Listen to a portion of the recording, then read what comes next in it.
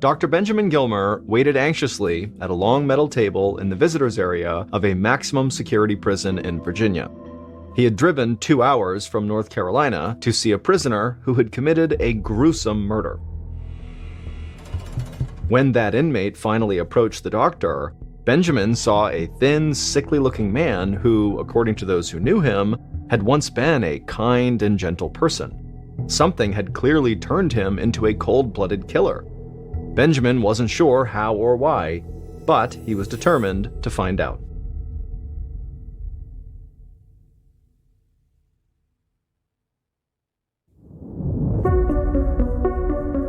From Ballen Studios and Wondery, I'm MrBallen, and this is MrBallen's Medical Mysteries, where every week we will explore a new baffling mystery originating from the one place we all can't escape, our own bodies. If you like today's story, kindly invite the follow button to go to a party with you, but instead of a party, bring them to a recruiting meeting for a pyramid scheme.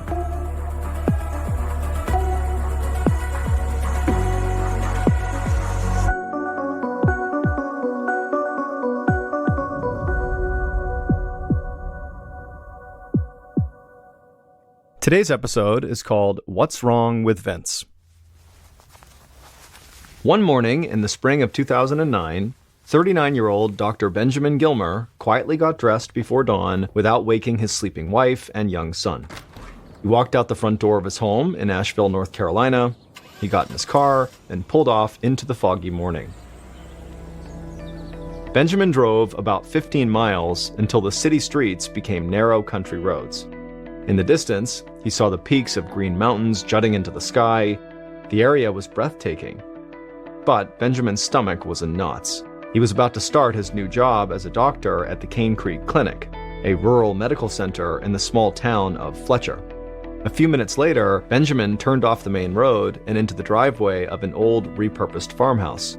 The farmhouse was the clinic's location, which had been founded by another doctor whose last name was Gilmer, except this doctor's name was Vince Gilmer. Benjamin found it odd that he happened to share the same last name as the previous doctor. He knew it would confuse some patients. In fact, having the same last name as the clinic's founder had almost kept him from getting the job. The board of directors was hesitant to hire him because the first Dr. Gilmer had done something so heinous that they wanted to completely disassociate themselves from that name. Dr. Vince Gilmer had murdered his own father and mutilated the corpse 5 years earlier on June 28, 2004. He was now serving a life sentence in prison. Benjamin Gilmer understood why having the same last name as this killer would give the board of directors pause. But Benjamin was grateful that they gave him a chance. His goal wasn't to work in a big hospital or make a ton of money, it was to help people who needed it most in small communities. Benjamin parked, then got out of his car and walked toward the clinic. He took a deep breath and then stepped through the creaky front door. The clinic wouldn't open for another 10 minutes, but there were already a handful of people sitting in the waiting area reading the local paper. A few people glanced up at him, but no one gave him a strange look. He smiled and waved back, relieved that he didn't seem to be causing any confusion. Benjamin headed into the back and greeted his staff, who had already been told Benjamin was not related to the other Dr. Gilmer. Benjamin checked his busy schedule. He had back-to-back-to-back appointments from 8 a.m. to 6 p.m. He refilled his coffee mug, put on his white coat, and got to work. By the end of the day, 6 p.m., he was tired and ready to go home. But he had one more patient to see, a woman who was there for a follow-up on her arthritis. But when he walked into the exam room, he was startled by what he saw. The woman was sitting on the exam table with her head down almost to her knees, and she was hyperventilating. Her breaths were shallow and her face was pale. She was clearly having a panic attack. But as soon as Benjamin stepped all the way into the room and shut the door, the woman looked up at him and visibly began to relax. Her breathing slowed down and her color started to come back. Once she had steadied herself, she reached out and touched Benjamin's shoulder and apologized. When the nurse had first mentioned she'd be seeing Dr. Gilmer, she was terrified because she thought it would be the other Dr. Gilmer, the murderer. Benjamin smiled and told her it was all right, he was just glad she was feeling better. Once the woman was ready, Benjamin began to examine her. And as he checked her vitals, they talked about the other Dr. Gilmer, Vince Gilmer. Despite her fear that it was going to be the first Dr. Gilmer walking into the exam room, she had said to the new Dr. Gilmer that she actually only had fond memories of Vince Gilmer. She remembered Vince as being very kind and caring before she found out he had murdered his father. One time when she was at the clinic, she'd seen Vince rescue a mouse from a no-kill mousetrap. Then he walked out back and released it right next to a koi pond he'd built himself.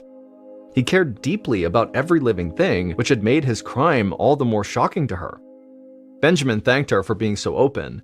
He prescribed some medication for her arthritis, walked her back to the waiting room, and then he returned to his office. Benjamin wrote up his patient notes from the day, and then he left the clinic. But on the way home, he kept thinking about Vince Gilmer. He wondered how a man who had been a doctor, committed to saving lives, was now serving a life sentence for murder. His mind wandered as the trees on the side of the highway whipped by. Benjamin blinked and forced his eyes to stay on the road. He didn't want to think about a murderer, especially one who shared his last name. Finally, Benjamin arrived home, he had some dinner, and then he crawled into bed and fell asleep.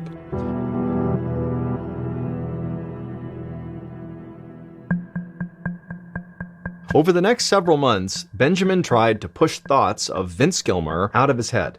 Taking over the clinic was a demanding job, and Benjamin often worked 14-hour days. But even when he was busy, he couldn't shake the feeling that there was something more to Vince's story. Time and time again, longtime patients who came into the clinic who had known Vince Gilmer would tell Benjamin about Vince's generosity and compassion, how he would take payment in the form of corn and tomatoes from patients who could not afford to pay the bill, how he still made house calls, how he treated everyone with decency and respect. Benjamin just couldn't believe someone like Vince could transform into a violent criminal with no explanation.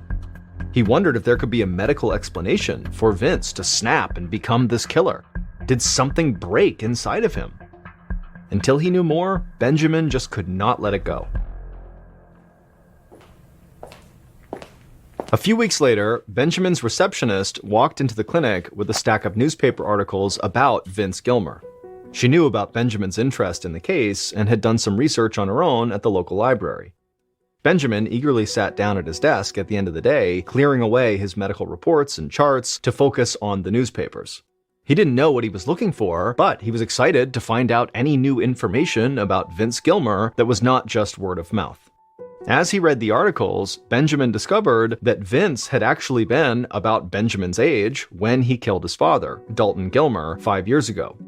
Dalton had been diagnosed with some form of schizophrenia and Alzheimer's, which is a form of dementia. He had been living in a psychiatric hospital that treated Alzheimer's patients. The part about schizophrenia caught Benjamin's attention. He wondered if Vince inherited a genetic vulnerability to the crippling mental disorder. But as he thought more about the possible link, it seemed unlikely. Schizophrenia typically appears in early adulthood, and he doubted that Vince could have developed the disease without any prior signs.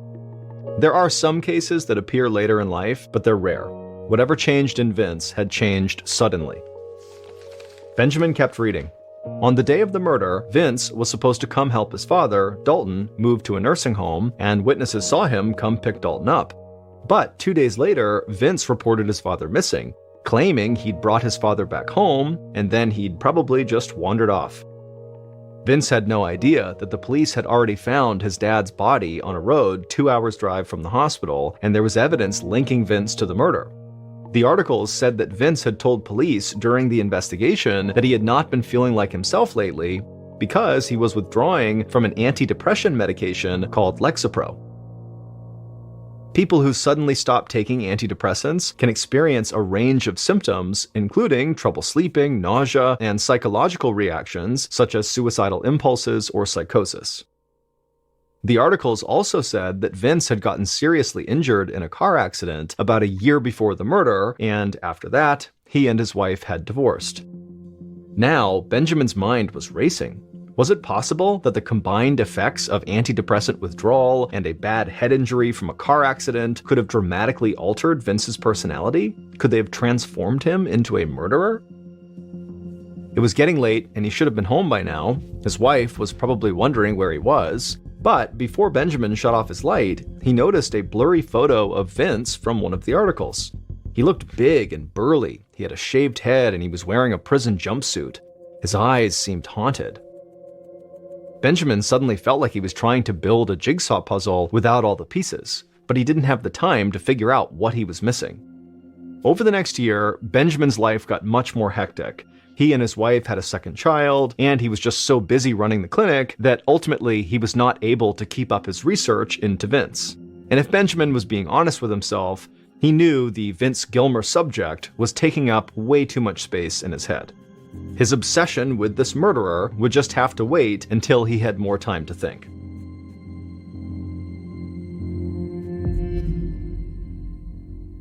In the spring of 2011, 3 years after Benjamin began his research into Vince, Benjamin was in a meeting at the clinic when he received a phone call. The caller identified herself as Sarah Koenig, a journalist from New York. Sarah had heard about the case of the previous Dr. Gilmer, and she was interested to find out more. In fact, Sarah wanted to do a podcast about it. She asked Benjamin if he would be willing to speak with her about his experiences as the second Dr. Gilmer at the clinic. Benjamin was intrigued by Sarah's call, but he was also hesitant. He didn't want to get sucked back into Vince's dark past, so he told her he was actually not interested in doing the podcast. But after he hung up, his old feelings began to resurface. He wanted to move on with his life, but he just couldn't forget about Vince Gilmer. It took another year, but Benjamin would call Sarah back. Now he wanted to be a part of her project if she was still interested. Shortly after Benjamin called in the spring of 2012, Sarah came out to North Carolina and they got to work. Sarah interviewed Benjamin first. To his surprise, Benjamin felt himself tearing up as he talked about Vince's story. It was cathartic for him to finally let out how invested he had become in this stranger's life. Together, he and Sarah planned to interview Vince's old patients, friends, and coworkers. The first person on their list was Vince's old office manager, Terry.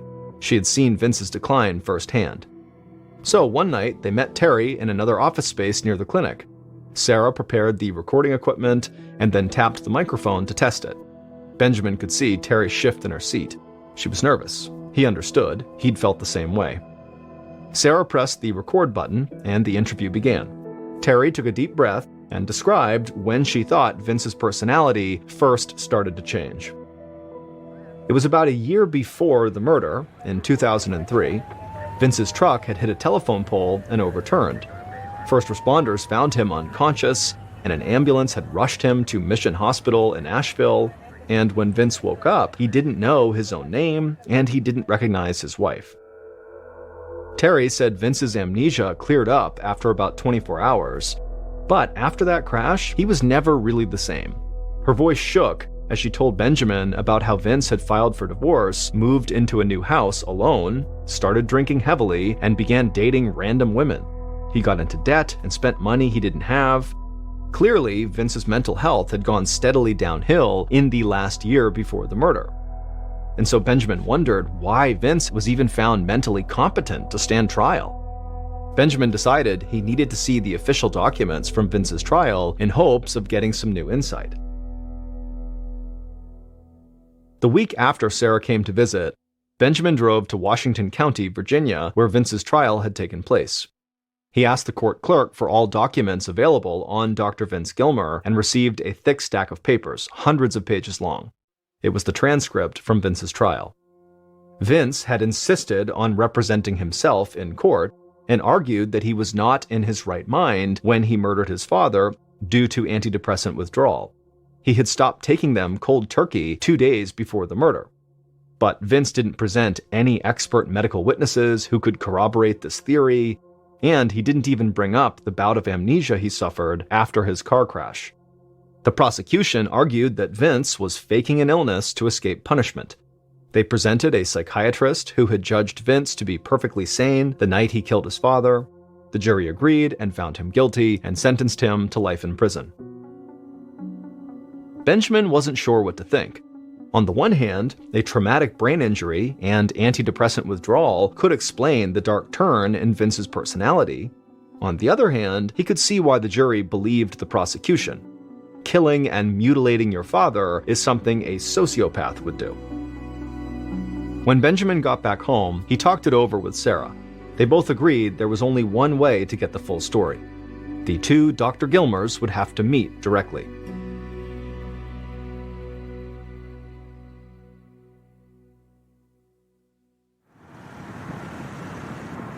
It took several months to organize, but in early January of 2013, Benjamin and Sarah made the 2-hour drive to Wallens Ridge State Prison in Virginia. The maximum security building was huge and flat, a cinder-block fortress nestled deep in the Virginia mountains. After Benjamin parked and stepped out of the car, he immediately heard the buzzing sound of the electrified razor wire lining the prison's fence. He noticed snipers perched on guard towers. The place made Benjamin extremely nervous. He and Sarah left their belongings in the car, they showed their IDs to the guard, and then walked through the metal detectors. Finally, they were led down a hallway to the visiting area. The room was large and filled with long metal tables. Benjamin could smell old food and bleach. It almost felt like a school cafeteria, except for the fact that prison guards loomed in the corners and each table had a metal divider down the middle to separate inmates from visitors. Benjamin and Sarah sat down at one of the tables and waited. A few minutes later, an old man shuffled slowly into the room. He was rail-thin with a gaunt face and barely any hair. Benjamin watched the old man walk, thinking he must be visiting someone else. But then the old man pulled a chair out at their table. It was Vince. He was 50 years old, but looked nothing like the burly, broad-shouldered man Benjamin had seen in older photos. Benjamin could feel his heart pounding. This was the man he'd been fixated on for the past 4 years. He took a breath and then introduced himself, but it seemed like Vince barely heard him.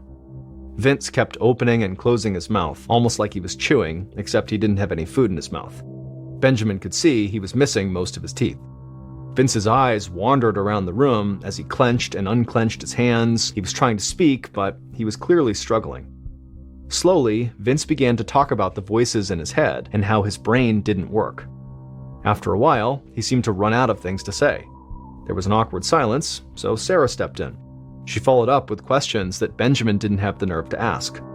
Questions like why Vince killed his father and whether he planned it. Vince seemed to expect the questions. He slowly answered that he hadn't planned it.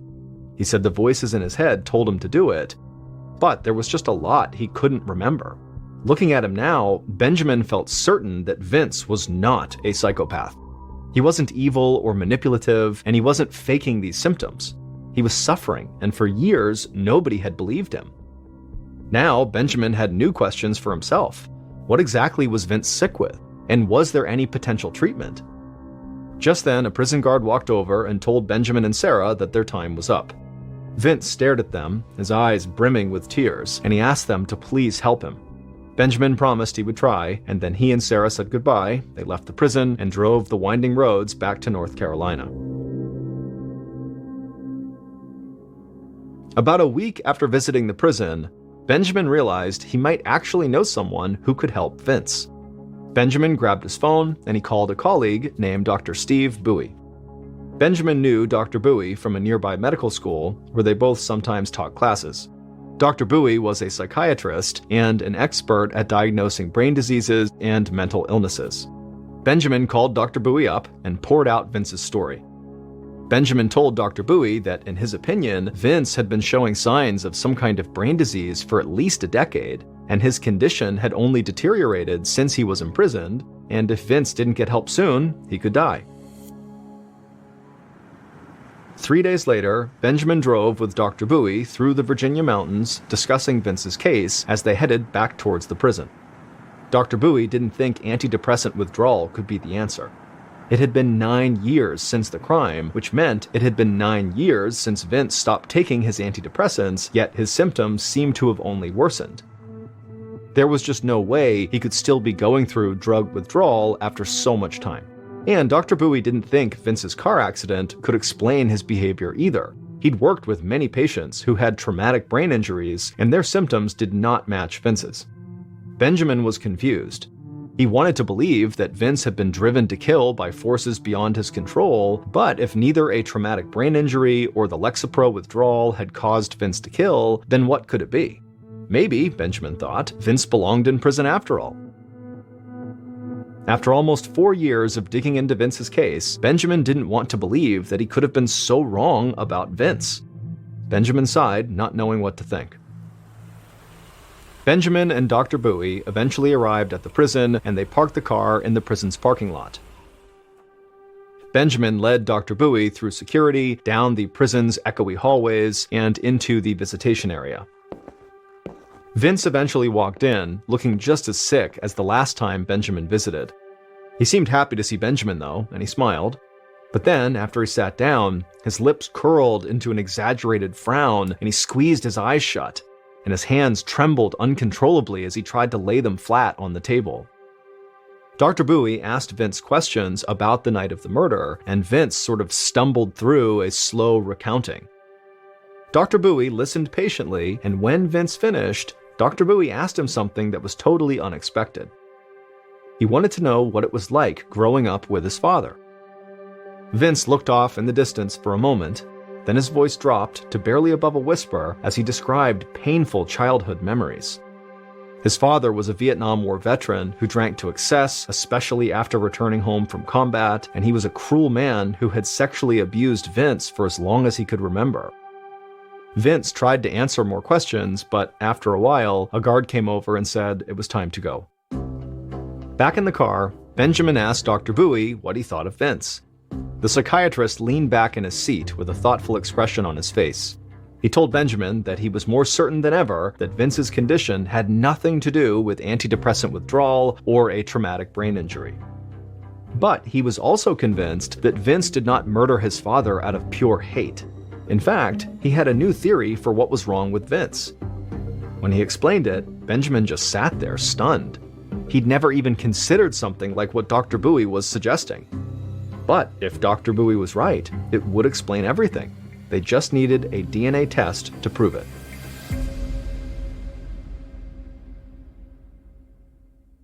It took some time, but they did eventually get everything in order. Dr. Bowie had to get the prison hospital to obtain a blood sample from Vince, send it off for testing, and then wait for it to be processed. The DNA results came back a few months later, in March of 2013. Benjamin was at work, sitting in his rusty desk chair, when he saw an email notification on his computer from the prison hospital. His heart skipped a beat as he opened the email. The diagnosis was finally there in black and white. It explained everything, from Vince's car accident to his increasingly strange behavior to the murder that landed him behind bars. This is what really happened on the day that Dr. Vince Gilmer killed his father, and why he did it. On the afternoon of June 28, 2004, Vince left the clinic early. He drove home, he grabbed a canoe from his garage and lifted it onto the top of his pickup truck. He strapped the canoe down and then got back into his truck and drove across town. About an hour later, he parked in front of the huge, multi-story brick building where his father lived, Broughton Hospital. Vince went inside and told the receptionist he was there to pick up his father, Dalton.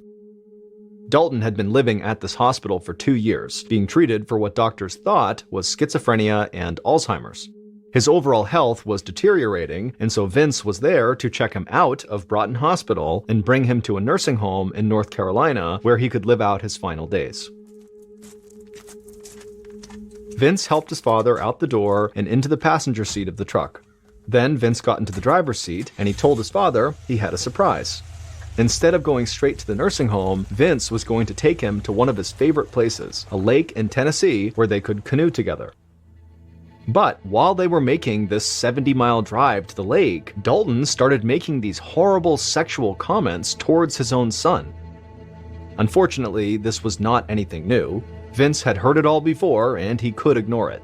But then his father started humming the tune of Baa Baa Black Sheep, the song that Vince's father used to hum while he abused Vince when he was a boy.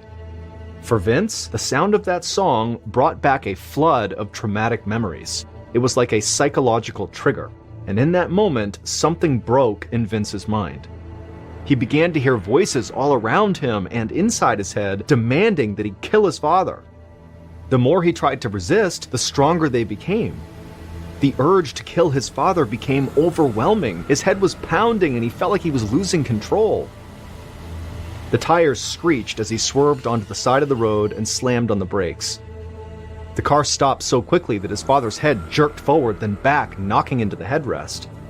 Vince's eyes locked onto his dog's leash, which he'd left lying over the passenger seat headrest. The voices screamed at Vince to use it.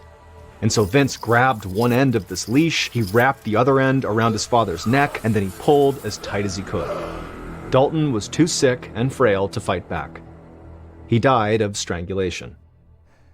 Afterward, it was still. All Vince could hear were the crickets and his own breathing. Vince drove around for hours with his father's body sitting up in the passenger seat. Eventually, he pulled over on a rural road in Virginia. It was dark and deserted. Vince knew he'd just done something absolutely terrible, and as he sat in the truck, his heart began to race. The quiet in his head was now replaced by a jumble of whispers and then shouts. The voices were back, and their message was clear. They were telling him he was going to get caught unless he covered his tracks. Vince stepped out of the truck and walked around to the passenger side. He dragged his father's body and left it in a grassy patch on the side of the road. Then he rushed to the back of his truck and scooped up a pair of his gardening shears. He returned to the body, picked up one of his father's fingers, and began to cut. It took some effort because the blades were worn, but in a few minutes it was done. The finger landed on the dry leaves with a soft thud. Then, one by one, Vince cut the rest of his father's fingers off. The voices told him to take the fingers. So Vince gathered them up, got back into his truck, and sped away from the crime scene. A few hours later, a Virginia police officer found Dalton's body while it was still warm. The missing fingers shocked him, but he didn't have any problems figuring out who this victim was. He found name tags from Broughton Hospital in Dalton's shorts and in his shirt. Detectives quickly learned that Vince had picked Dalton up from the hospital that afternoon. Within a few days, police were at Vince's house in North Carolina arresting him for murder. They never found his father's fingers, even though Vince said he dumped them in his clinic's koi pond. But they did find blood-stained paper towels in Vince's truck. When Vince was tried, he had said he was just as shocked by his behavior as everybody else was. And now, nearly a decade later, Benjamin finally understood what was actually wrong with Vince's mind, and he now had the lab results to prove it.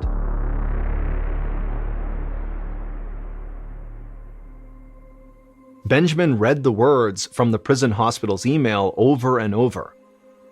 Vince had Huntington's disease. Benjamin opened up an internet browser. He'd studied Huntington's in medical school, but it was so rare that he'd never diagnosed it in his career as a doctor. He began looking up articles in medical journals to refresh himself on the details. The articles described Huntington's as being a sort of cross between three diseases that are each absolutely terrible: ALS, Parkinson's, and Alzheimer's. It was a degenerative neurological disease, meaning it caused a person's brain cells to break down and die. This created physical and psychological problems like involuntary movements, cognitive impairments, memory loss, intense personality changes, and psychosis. The Huntington's diagnosis lined up with all the symptoms Vince experienced. And while the majority of Huntington's patients weren't violent, the disease could cause people to act out in ways they normally would not.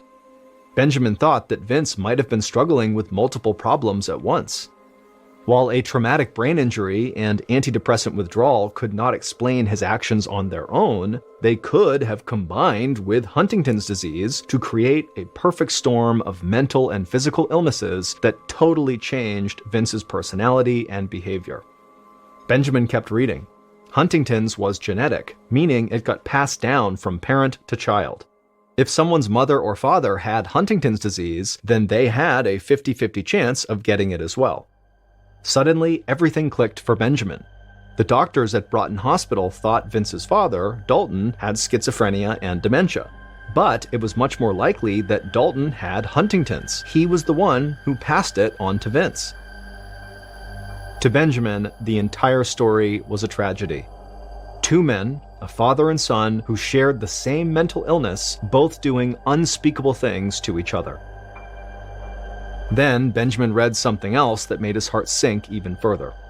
Huntington's is a death sentence. There is no known cure, and the disease will eventually kill its victim. All Benjamin could do was try to get Vince the mental health care he needed.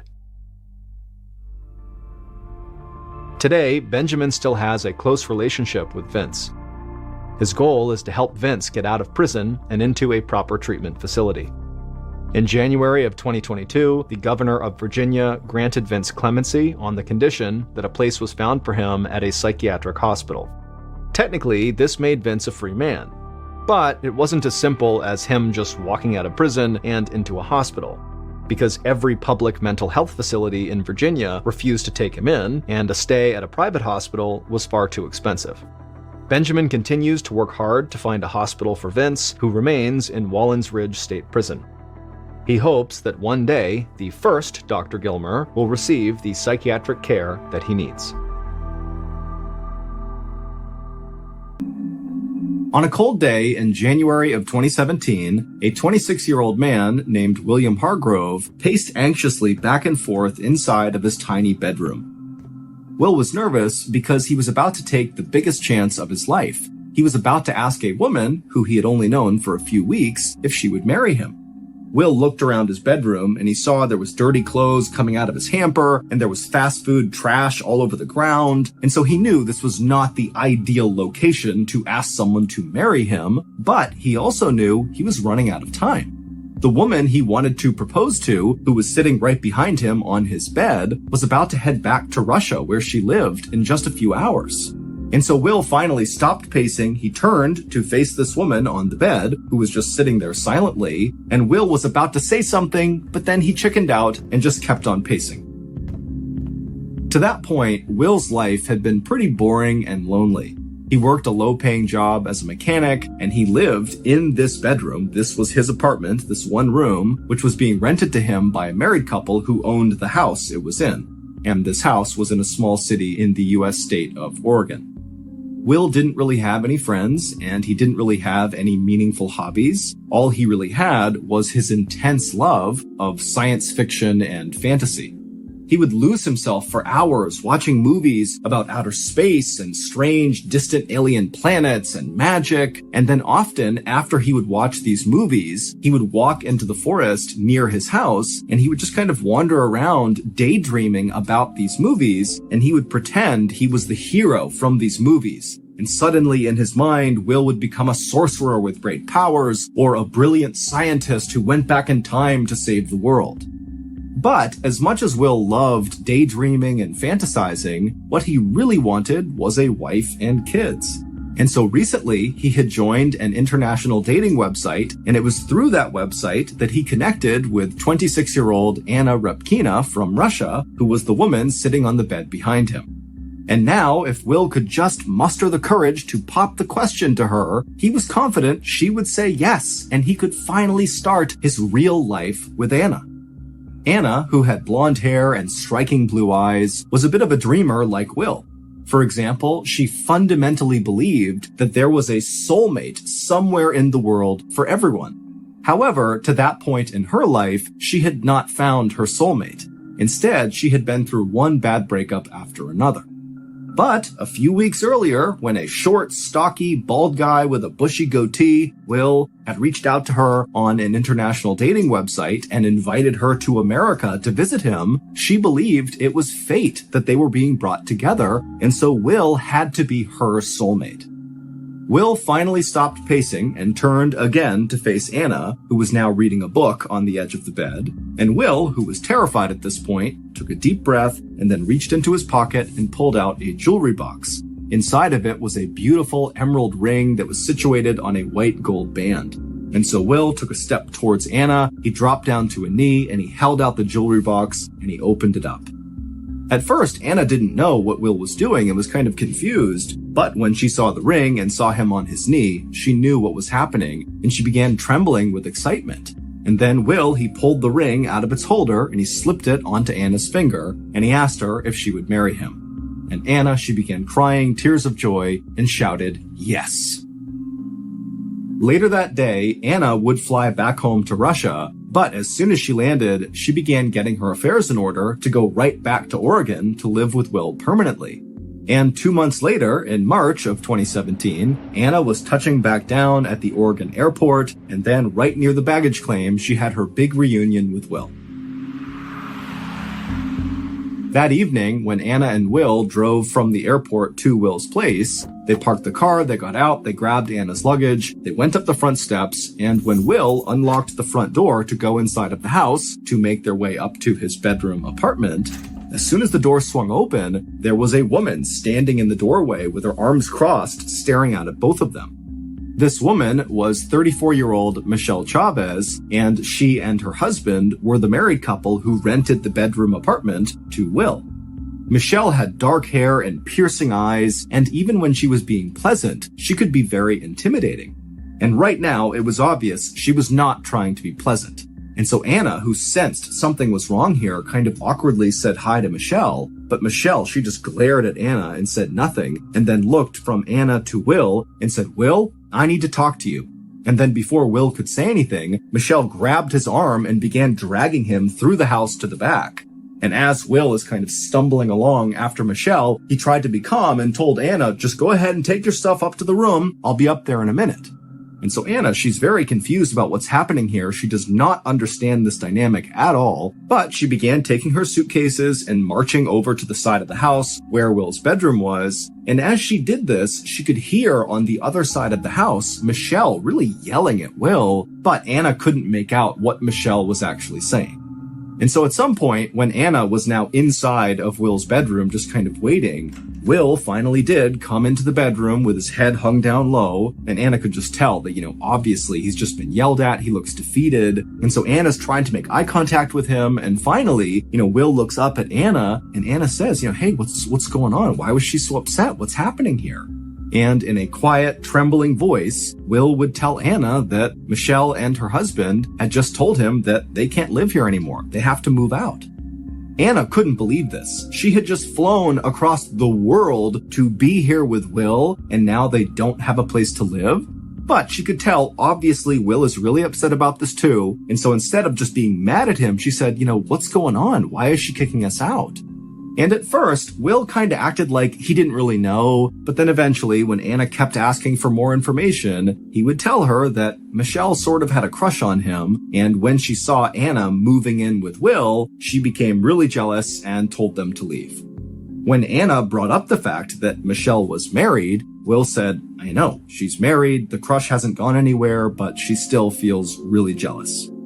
Anna was obviously really upset about this situation, but after Will had explained what's going on with Michelle, Anna wasn't mad at Michelle. She actually felt kind of bad for her. It was sort of pathetic that this married woman was acting the way she was. And so Anna actually figured that really this is probably for the best, that we should get away from Michelle. And within a few days, Anna and Will had moved out of Michelle's place and found a place of their own in a neighboring town. And as soon as they were settled inside of there, it was like relief washed over both of them. And they both became really excited to plan their wedding and think about their future together.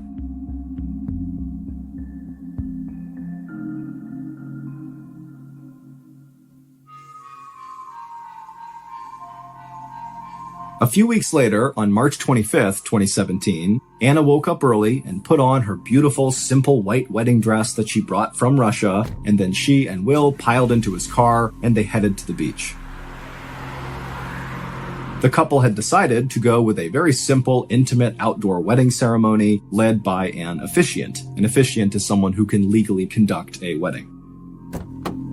When the couple arrived at the beach, Anna hopped out and immediately began walking over the sand towards the water, and Will stayed back to call the officiant because he didn't see him anywhere. And so when Anna reached the water, she took in the beautiful sights and sounds of the beach, she felt the sun on her face, and she listened to the sound of the waves crashing, and it was like suddenly she realized how lucky she was. I mean, this wedding day was turning out to be perfect when, over the past couple of weeks, she wasn't sure if it was even going to happen.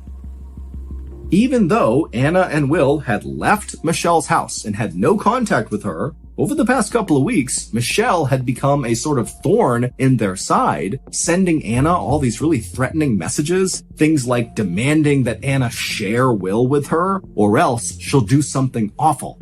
And so Anna is thinking that Michelle is going to find a way to sabotage their wedding, but here they were on the beach about to get married with no Michelle in sight.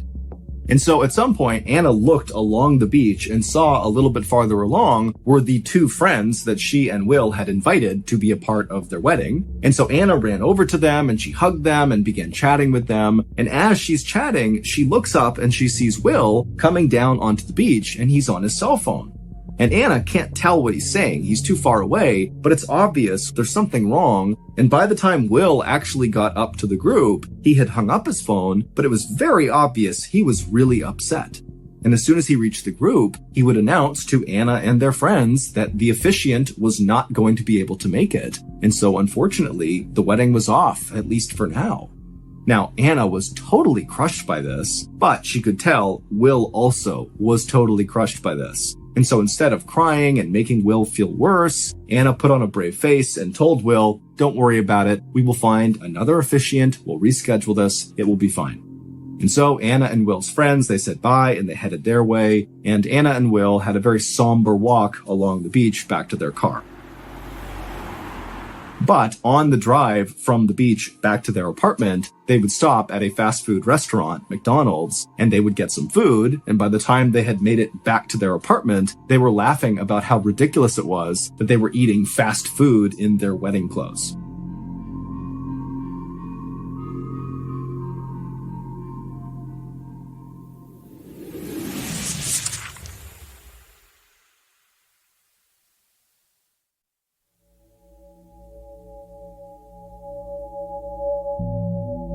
A couple weeks later, Anna was still in the process of rescheduling their wedding, and she was starting to feel very frustrated with Will. Over the last week or so, Will, instead of helping her with the wedding, was spending much of his time outside of the apartment, pacing around, chain smoking, while talking to someone on the phone. Now, Anna didn't know who he was talking to, but based on how stressed out he seemed, Anna assumed he had to be talking to either Michelle or talking to someone else about Michelle. Regardless, Anna knew this had to, in some way, be connected to Michelle. However, whenever Anna would approach Will and ask him why he was so stressed and whether or not he was still in contact with Michelle, Will would try to change the subject, or he would just clam up and not talk at all. But finally, on April 16th, so 3 weeks after the couple's first failed wedding attempt, Will would approach Anna and ask her very sheepishly if she would come with him on a walk through the woods, because he had something important he wanted to tell her. Now, Anna knew that Will loved walking in these woods. He still went off and daydreamed after his movies. And so she knew that if he's asking her to go out there to talk, that this was going to be a very serious conversation, most likely about Michelle and whatever's going on. And so the couple piled into Will's car and they drove to the parking lot right near the woods. They got out, they hopped on a path, and they began walking into the trees.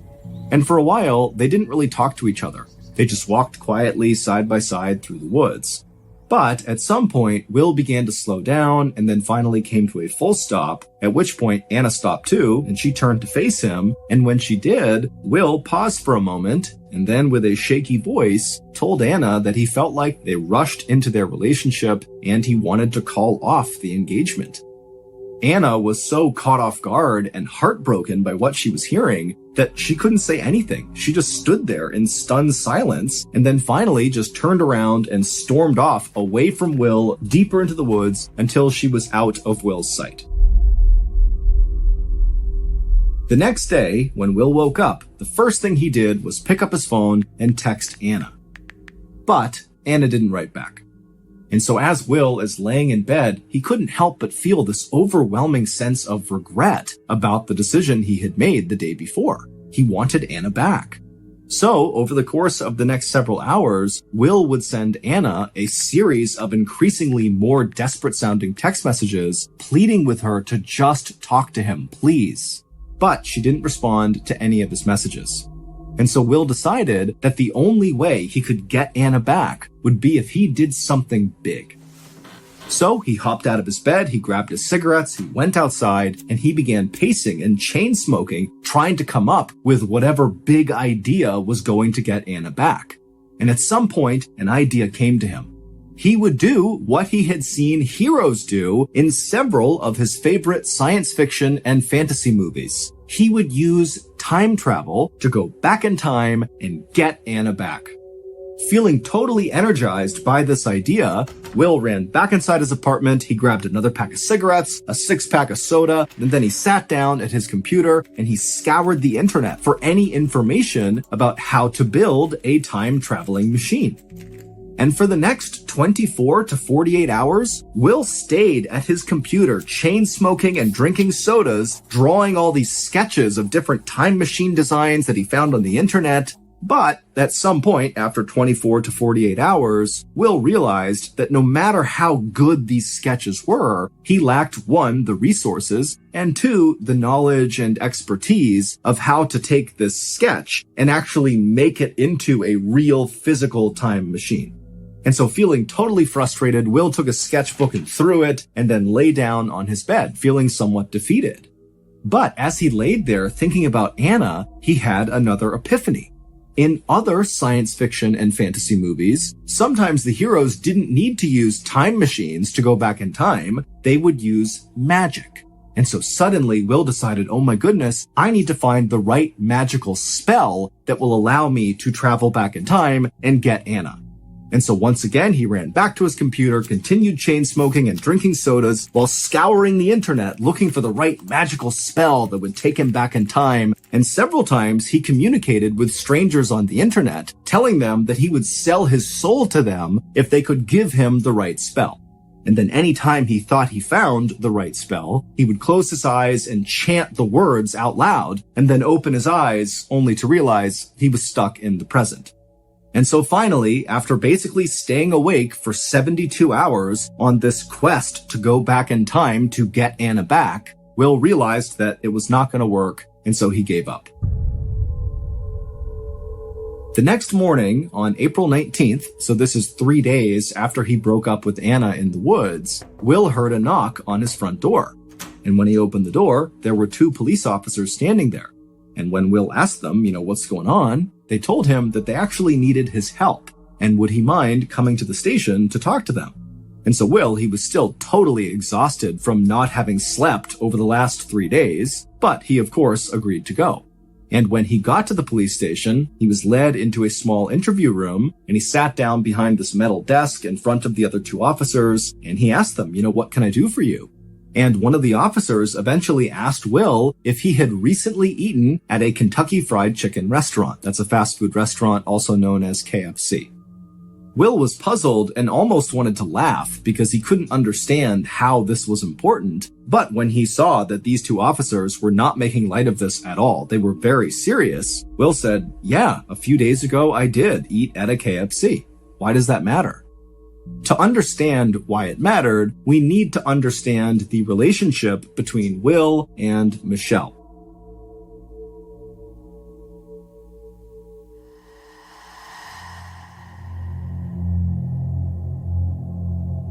It would turn out Michelle did not just have a crush on Will.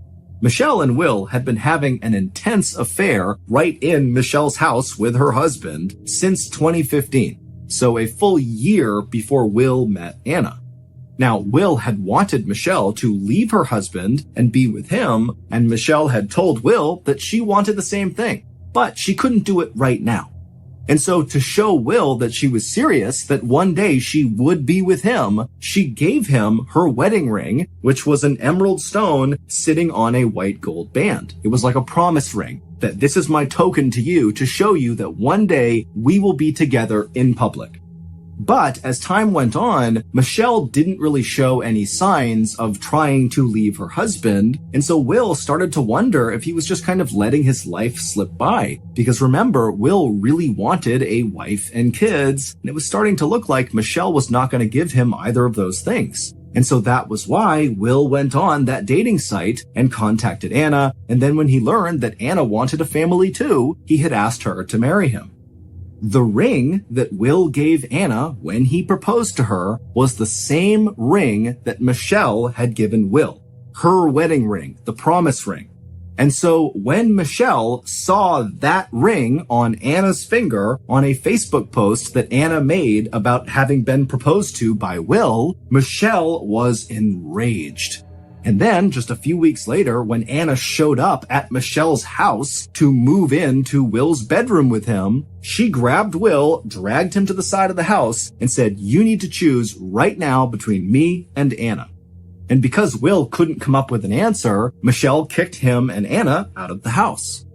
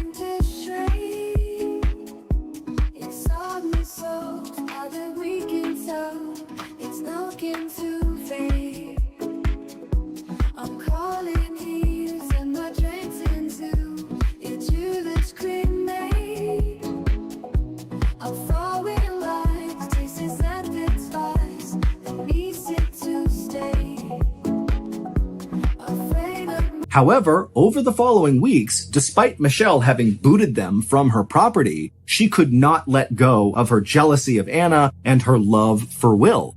And so she sent Anna all these threatening messages on Facebook demanding that she share Will with her or else, and she began incessantly calling and texting Will demanding that he choose her over Anna. And so when Anna saw Will walking around outside chain-smoking cigarettes on the phone, Anna was right in suspecting that that was Michelle that he was talking to. But despite all this pressure, Will just could not make up his mind. He didn't know which woman he wanted to be with more. And so to buy himself some time, he had lied to Anna about hiring an officiant for their wedding on the beach. And then when they arrived on the beach and Will said the officiant had canceled, it was all a ruse. There was never any officiant. He was just trying to buy time for himself. But finally, on April 16th, for whatever reason, Will had decided that he knew which woman he wanted to go with. He wanted to go with Michelle.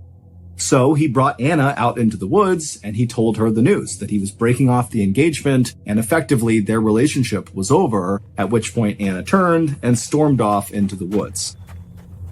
And so Will, he watched her disappear and then he turned around and walked back along the path back toward his car.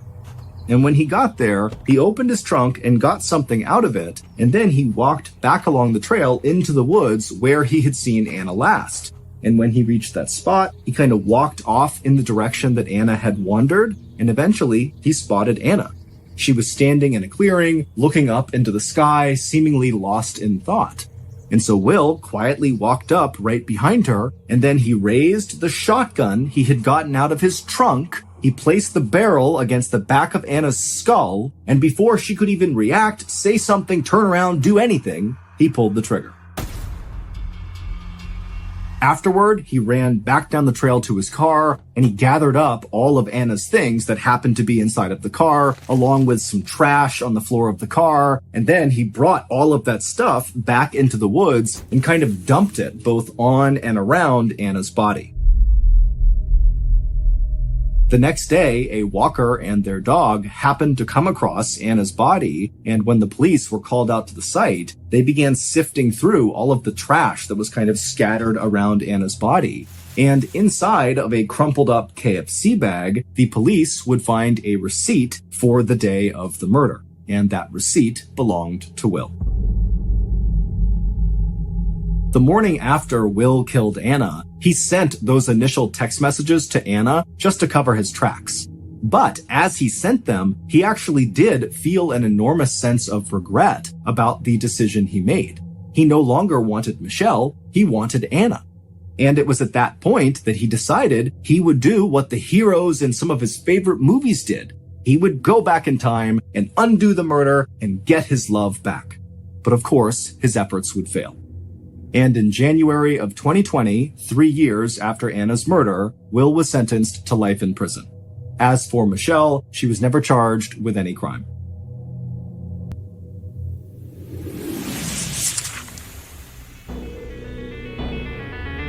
Thank you for listening to the MrBallen podcast. If you enjoyed today's story and you're looking for more bone-chilling content, be sure to check out all of our studio's podcasts. Not just this one, but also MrBallen's Medical Mysteries, Bedtime Stories, Run Fool, and Wartime Stories.